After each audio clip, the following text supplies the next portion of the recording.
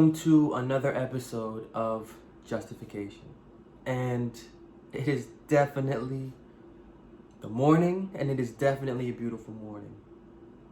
So with the sun shining, it's not gray out like it was the day before, it's not raining out like it was the day before. Even though these things are good for the time that they're in right now, clear sky, clear mind, new beginning, fresh start, fresh thoughts, fresh feelings. And we have a lot to get back to from where we last left off, because we've been talking about the subject of sin. We've been talking about the subject of what it means from the Bible, and then from outside of the Bible, how to apply that, where and how. And it's from the beginning, from our time together, from the beginning, it's led us down a road where hopefully to you it is getting clear that how the Bible would define our experience and how we should experience that experience. It's different from what we may know, what we may believe, what we may even be trying to do for our conversation. And so the whole point of, taking our time, going through illustrations, really reasoning on what the Bible is saying, and then taking the time to hear what the Bible does not say, is for us to grow accustomed to stepping out of our comfort zone when it comes to learning about what is in the Bible. And what we've been learning, and especially in the last two times that we've been together, is that there is an approach to the living God that has come to a close, and there is an approach to the living God that has arisen. And times prior, even in the Bible or meetings together, we've seen that this newly rising form of approach is not so new. It's existed times before through Abraham. It's existed times before through Abel. Not in the form of what it is initially, but the ideas of that were building up to the point that we now live in. And where we now live in, as we've seen, there are things that are no longer relevant. There are things that are no longer to attribute confidence in our experience to us. There are things that are now taken away, that are done away with and are to be done away with, that we are to mentally put away for the sake of mentally growing accustomed to a new experience. And so we last left on a verse, and we're going to return to that verse in the book of Isaiah. Isaiah 29, 13 and 14. So we're going to begin with a thought here, because some rationalization needs to take place. The living God has taken out a way that humanity has known to approach his character since the beginning of time. Since the beginning of time, it has been, you offer this, the divine eye will give you what you deserve for that offering in return. Cain offered fruit, Abel offered blood. Fruit was rejected because the bloodless sacrifice at that point in time was no longer credible. Well, now the blood sacrifice has been taken away, and what we know are bloodless physical sacrifices. So if one was done away and the other was not, and then now the other is not but now is, like something is wrong, because the same thing is going on except it's just blood or bloodless. So since the beginning of time, there have been things that have been done done to attribute to one's character praise, righteousness, piety to the living God's character. But now we're coming to a point in time where everything, blood or bloodless, is being looked at as not decent. And in the book of Isaiah 29, 13 and 14, it reads, "Wherefore the Lord said, For as much as this people draw near me with their mouth, and with their lips do honor me, but have removed their heart far from me, and their fear toward me is taught by the precept of men, therefore behold, I will proceed to do a marvelous work among this people, even a marvelous work and a wonder, for the wisdom of their wise men shall perish, and the understanding of their prudent men shall be hid." We ended our previous meeting on this verse. We begin here again, because if something is ending, that means something must replace it. If something is being taken away, something must be arising to replace it, and indeed this experience is being replaced and is replaced. Now the wisdom of these wise individuals, these priests and ministers, as we've seen, and as Paul has brought to our attention on many times in many ways, is philosophically or figuratively hidden within the body of the man that was crucified. This crucified body means the crucifixion of these hidden minds, their philosophy, their belief, their attribute, their approach to the living God. Being taught by the precept of men what the living God's character is means receiving from the pen of the priest an idea or a perception of what the living God is and how the living God is and how we should be towards what and how the living God is. Now, this has been offensive, according to the Bible, to the living God, this routine. And more offensive is the individual taking this routine as being a credible form of approach. Now, the Bible is letting us know that what is true to us at this point in time and back then, according to the dictation of the experience by the pen of priest and minister, is going to be turned upside down. And we've reviewed this plenty of times. We've gone through this illustration over and over again. And I'm thankful again for you for continuing to tune into this breakdown and for the energy that is to be spent on it, because it's crucial to understanding what the definition of justification is and how it relates not simply just to us, but to how the Bible is defining justification. The precept, or the routine, or the principle, or the theory of approaching God only through these routines and sacrifices, ordinances, traditions, theories, baptism, rites, so on and so forth, is no more. And it is no more because, put simply, we have to let go of all of this physical stuff. Why do we have to let go of all of this physical stuff? Put plainly, and for you to think about this also. We brought this up previously, but if there was a physical God that we could go to and that we could see doing the things that we believe are decent for his approval, we would then have a reason to continue doing them. And we ought to. Because God himself is physically doing these things, and not only physically doing these things, he's physically doing these things to rationalize to us what we should be mentally taking in and exercising and refining and putting into practice physically also. There was a physical God that we could go to and see. If we could see this, if this was it to see, then we would know that this is it to do. There is no physical God that we can go to see and do.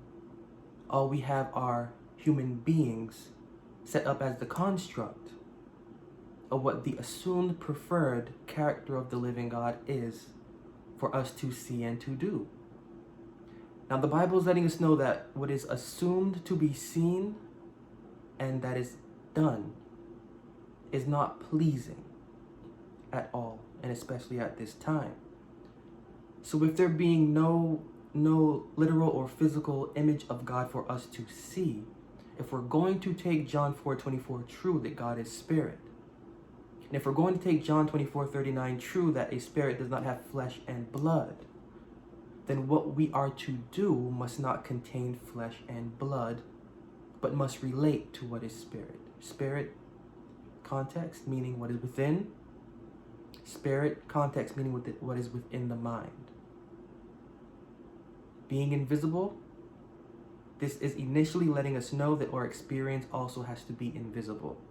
Invisible, not necessarily meaning without any sight, because the sight is supposed to come from within the mind. Paul says in the book of Ephesians chapter 4, be renewed in the spirit of your mind. All of this physical stuff has to go because our experience is supposed to transcend it. Luke 24, 39, again, the spirit does not have flesh and blood. If God is a spirit, and if we're going to believe the Bible, right? This is true, is it? God is a spirit. Spirit does not have flesh and bones. What are we to do with this now? And this is the part that gets a little bit scary. This is the argument that Paul was putting forth to the Galatians in chapter 3. Saying, were you made better, and was your experience whole? Are you actually edified by your experience through what was first brought to your senses, or through what was brought to your mind? Because this is the controversy. Times prior that we've met, we reviewed this controversy. But there's a point to it, and the point is that the physical nature of what we believe dictates how we act and how we behave. Our experience is to refrain from this physicalness. And it's supposed to enter into the realm of the mind and into the realm of what is within. Because when it comes to times of need, times of dire need, clutching on to something physical, clutching on to something physical, it's not going to be enough for our experience. There is a promise of the new covenant, and the promise of the new covenant is that I will write my law within your heart and within your mind, and you will be my people, and I will be your God, and there will be no more saying, know him, because all shall know me. It's written in the book of Jeremiah. You can also find in the book of Hebrews chapter 8. The scheme, the present scheme, is writing. Now, there is no literal pen to write within our heart. There is no physical experience of us enduring on our heart something written, and yet there is, because the experience is inward. The experience is mental. To take away the wisdom that is known to us, this wisdom of approaching the living God through a routine, through traditions, through beliefs, through rites, through baptisms of a physical and literal nature. The point of removing it from the experience is so that the writing can take place. The writing isn't physical. That writing takes place as that anguish to understand what the Bible is saying takes place. Allow that anguish to settle into the mind. Be frustrated with the experience. Be frustrated with what the Bible is saying. Be frustrated. That frustration is the feeling of that pen going down into the paper as we write. We don't know, imagine what that paper is feeling when we put that pen or that pencil onto it and then etch. We will feel it within our inward being written. That's the point. The point of seeing that body not as a physical body, and that man not as a literal man while he's crucified, is to understand that there is a philosophy contained within that body that is to be crucified, so that we can then separate from it piece by piece, patiently and temperately, to experience the knowledge of the Reformation that comes afterward, and that's the point.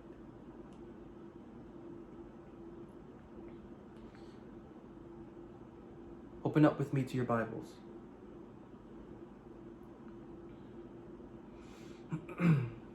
To the book of Psalm 50, verse 23.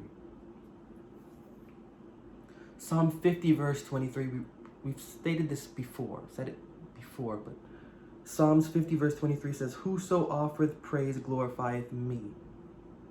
And to him that ordereth his conversation aright will I show the salvation of God.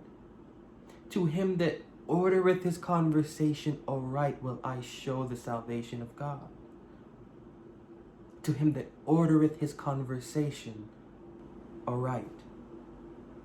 Now, this was written more so for our time than back then. Because back then, while this was still living, it was covered up by the scheme of maintaining a routine through sacrifices and ordinances, physically.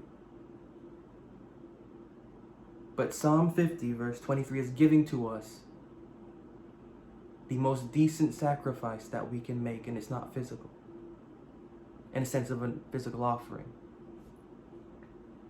But it's physically being offered is our conversation. And it's being offered in a way where it is being handled by us in the sense of being ordered. We believe that God has to do it all, right? God has done it all. It's all done. It's all finished. It's done. It's all done. Why be worried? Taken care of.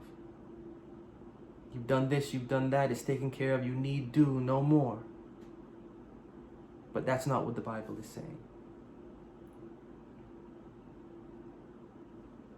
The work has just begun when you begin to believe that there is a credible voice within this Bible that can do something for you. It just gets down to the context of what will be done for us. Because if, again, we're going to believe that God is a spirit, and again, if we're going to believe that a spirit has no flesh and blood, where is the benefit to believing in anything within this Bible? Where is it to be found?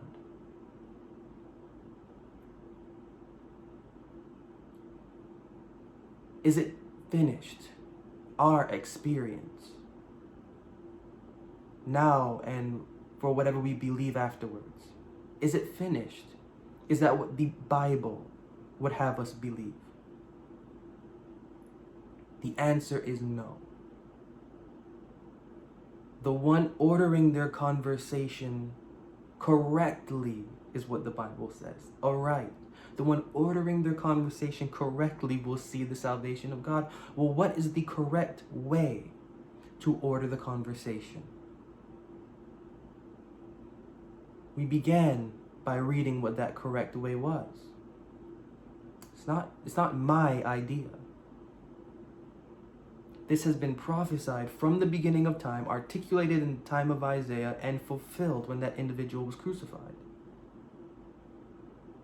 The wisdom of the pen of priests and ministers is turned upside down. Previously believing that ordering the conversation physically through deeds, acts, and beliefs on theories and rights, and so on and so forth. If this were true, the Bible would say that plainly to continue. Yet, there is a need to order the conversation aright. While these things done may be the correct manner, in our ignorance, in our not knowing the Bible, in our not knowing the character of the living God, we do them. As Paul says, I did this in ignorance and I was forgiven.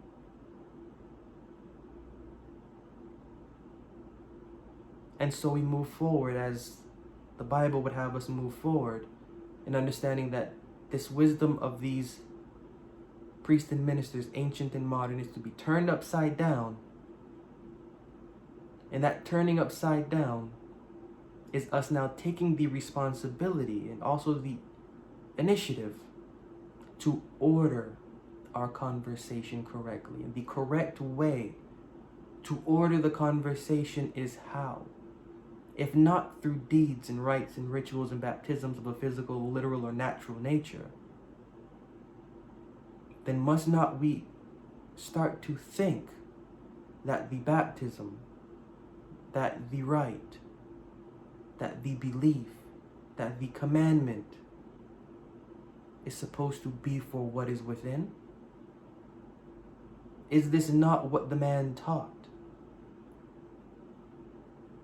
Did he not teach that which is of the flesh is flesh and that which is of the spirit is spirit? A blatant separation letting us know what is relevant for right now.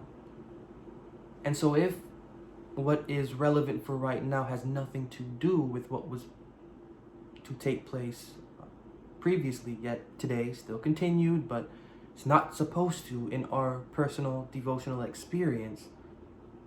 What is supposed to be taking place in order for us to approach the living God correctly for an order that is correct? In the book of Psalms, Psalms 51 and 17. Psalms chapter 51 and verse 17. Psalms chapter 51 and verse 17. The sacrifices of God are of a broken spirit. Read that again. The sacrifices of the living God are a broken spirit, a broken and a contrite heart. O God, thou wilt not despise. Why? Why is a broken mind, a disturbed mind, a hurt mind, a hurt heart, a sorry heart the ultimate sacrifice of the living God? It is because at this point in time, the work of revival may begin. The work of reviving that conversation's thoughts and feelings for it to approach the living God for an order that is correct may begin. Learning takes place through a sorry heart. Real, intimate, and personal learning takes place when the heart is heavy, when the heart is sorry. This is letting us know that we are to bring our heart, our thoughts, and our feelings into a labor that is excruciating, but for the purpose of regeneration. That we may have a faith that is continually edified and continually intelligent, no longer relying on that physical stuff, because stepping away from what is philosophically acceptable in a real way, if we can manage this experience, we can handle anything in life. If we can manage this experience of allowing the devotional conscience and with its thoughts and feelings to enter into the realm of meditating mentally, feeling inwardly, we will be able to rationalize our human experience in a way that is more efficient than had it been through the routine of a physical, literal, natural religious conversation. The physicality involved with remembering to clutch an idol for faith. The physicality involved with having something placed around our neck as a remembrance. The physical stuff that we do to remind ourselves to have faith, it's nothing. And according to the Bible, and according to sense, it needs to stop, and it needs to enter into a higher realm of activity. We are human beings. We are human beings. We have a mind. Our mind is to dictate, not our human being or the physical experience. Our human being is to be educated by what is within. Our Creator knows this. Remaining on what is without to educate what is within, it is not healthy.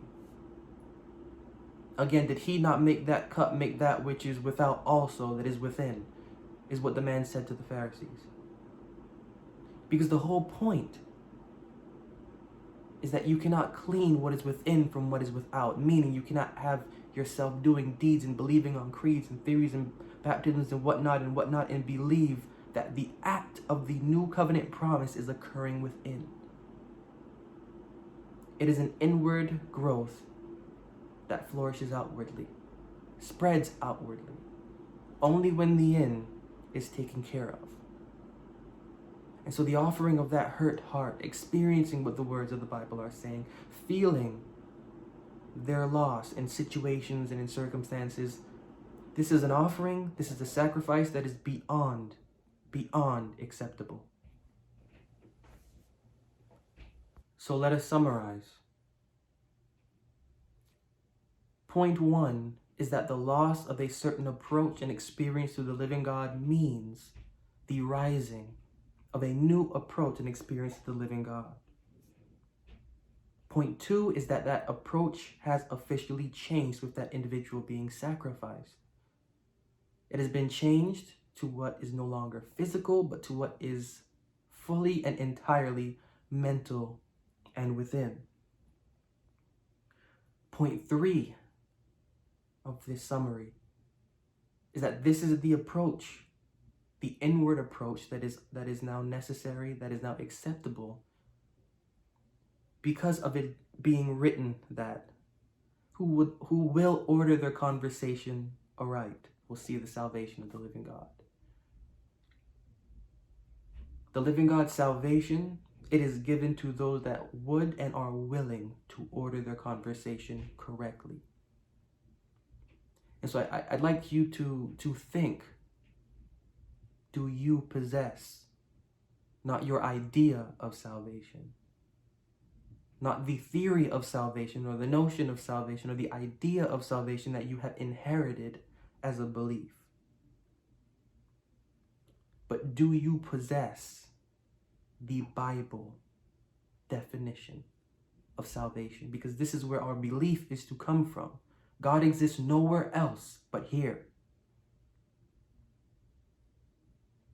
Your religious tradition is what it is. The creed of that tradition is what it is. The philosophers of that tradition have produced what they have produced. God's not there. In our Bibles is where the living God is. In our Bibles is where we need to be. Because there is a regeneration that our faith is supposed to experience. And if we are not experiencing that, if we are not knowing the conflict of ordering the conversation correctly, if we do not know what a correct conversation is, then we, at this point in time, cannot claim a course directing us to the living God's salvation. This is Bible fact. The Bible wants us to take serious our faith's intellect so that we can begin to take serious our human being and the experience attached to the two marrying, our faith's intellect and our human being, the mind within that being.